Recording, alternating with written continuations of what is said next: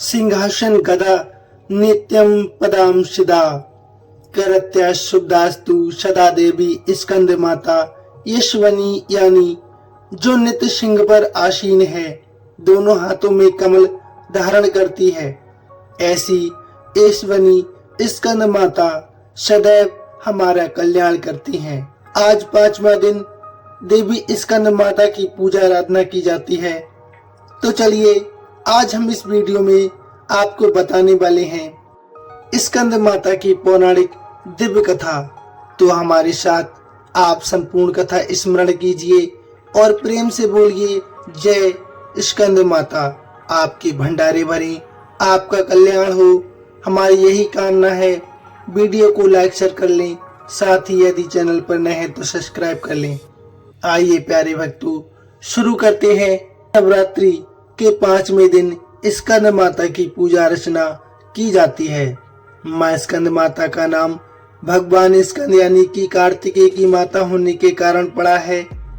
इनका ऐसा स्वरूप अत्यंत सुंदर और ममतामयी है। स्कंद माता की 4 भुजाएं हैं। वे कमल के आसन पर विराजमान हैं और इसलिए उन्हें पद्मासन भी कहा जाता है। उनके दाहिने हाथ में बालक स्कंद है और कमल पुष्प है। बाएं हाथ में वरद मुद्रा और कमल है। माता का वर्ण उज्ज्वल श्वेत है और उनका वाहन सिंह है।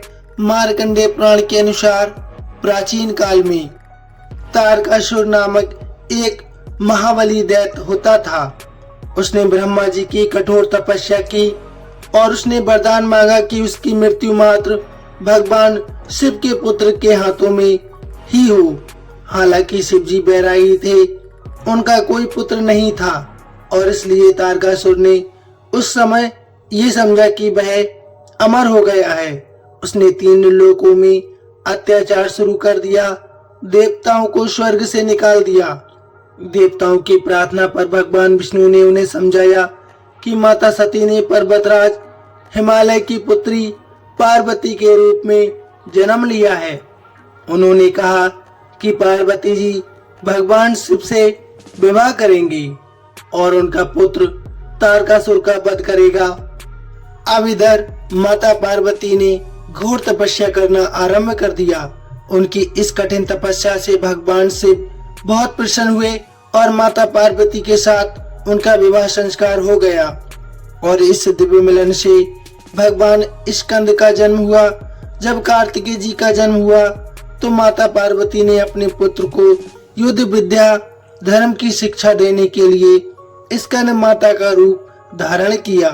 उन्होंने अपने पुत्र को तारकासुर से युद्ध के लिए तैयार किया और अंततः कार्तिकेय जी ने तारकासुर का संहार करके देवताओं को मुक्ति प्रदान करवाई।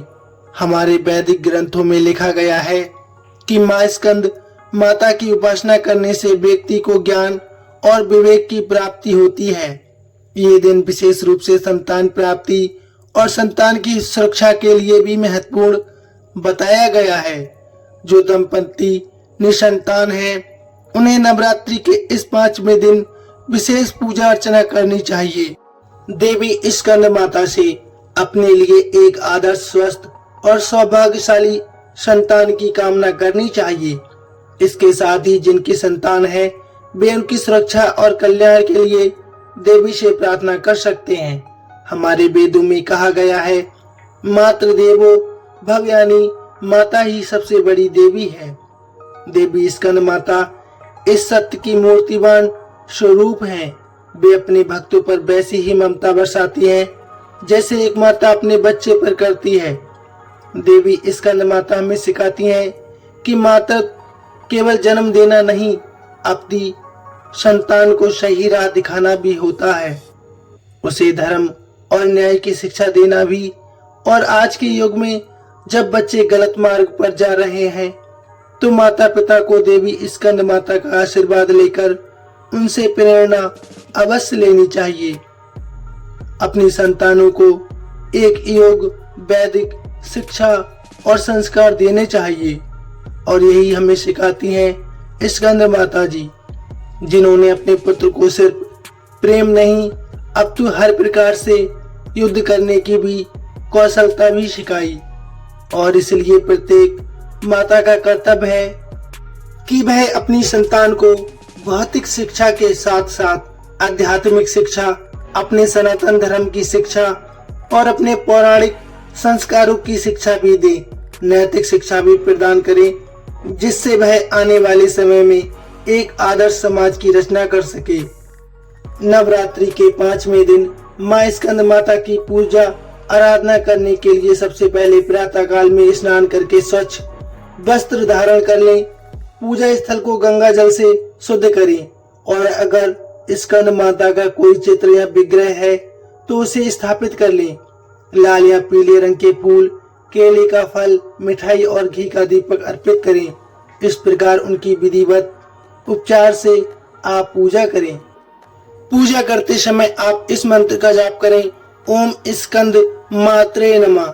इस प्रकार जितना अधिक हो सके आप माला जप करें और उतनी ही बार इस मंत्र का जाप करें। इस दिन विशेष रूप से केले का भोग लगाया जाता है क्योंकि केले का फल स्कंद माता को बहुत प्रिय है। पूजा के बाद परिवार के साथ प्रसाद ग्रहण करें और सबको वितरित करें और पूजा की समाप्ति होने पर इस मंत्र का उच्चारण करें, या देवी सर्वभूतेषु मां स्कंद माता रूपेण संस्थिता नमस्तभ्यम नमस्तभ्यम नमो नमः।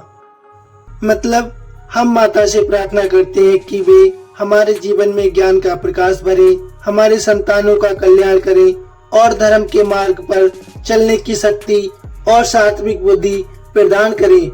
शारदीय नवरात्र के इन पवित्र दिनों में हम देवी स्कंद माता को प्रेम पूर्वक, श्रद्धा पूर्वक प्रणाम करते हैं और उनसे आशीर्वाद की हम कामना करते हैं। हे माता, हमें आशीर्वाद अवश्य प्रदान करो, हमारा कल्याण करो, हमारे बच्चों का कल्याण करो, हमारे परिवार का कल्याण करो, हमें सुख समृद्धि, वैभव, यश, मान सम्मान में प्रतिष्ठा प्रदान करो। हे माँ, हमारा कल्याण करो।